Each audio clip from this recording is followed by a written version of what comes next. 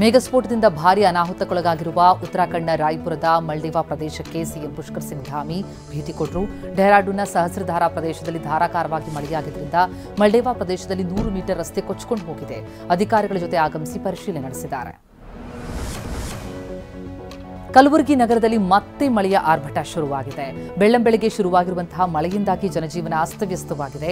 2 ಮಳೆಯ ದಿನ ಮಳೆಯಾಗುವಂತಹ ಸಾಧ್ಯತೆ ಇದೆ ಅಂತ ಹವಾಮಾನ ಇಲಾಖೆ ಮುನ್ಸೂಚನೆ ಕೊಟ್ಟಿದೆ. ಮಳೆಯಿಂದ ಬೆಳೆಗೂ ಕೂಡ ಹಾನಿಯಾಗಬಹುದು ಅಂತ ಆತಂಕ ರೈತರಲ್ಲಿ ಮನೆ ಮಾಡಿದೆ.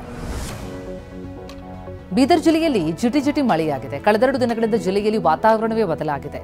ಈ ಮಳೆಯಿಂದಾಗಿ ಜನರ ಕೆಲಸ ಕಾರ್ಯಗಳಿಗೆ ತೊಂದರೆಯಾಗಿದ್ದು ಮಕ್ಕಳು ಶಾಲೆಗೆ ಹೋಗೋದಕ್ಕೂ ಸಮಸ್ಯೆಯಾಗಿದೆ.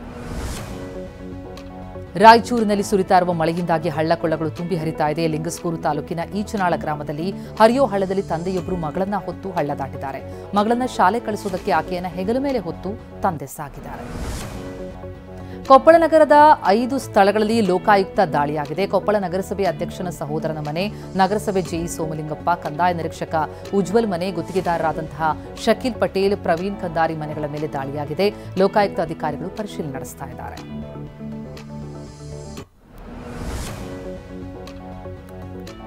ಹಾಸನ ಜಿಲ್ಲೆಯಲ್ಲಿ ಕಾಡಾನೆಗಳ ಉಪಟಳ ಮುಂದುವರೆದಿದೆ. ಅರಕಲಗೂಡು ತಾಲೂಕಿನ ಹೊಸನಗರದಲ್ಲಿ ಕಾಡಾನೆಗಳ ಹಿಂಡು ಶುಂಠಿ, ಜೋಳದ ಬೆಳೆ ನಾಶ ಮಾಡಿದೆ.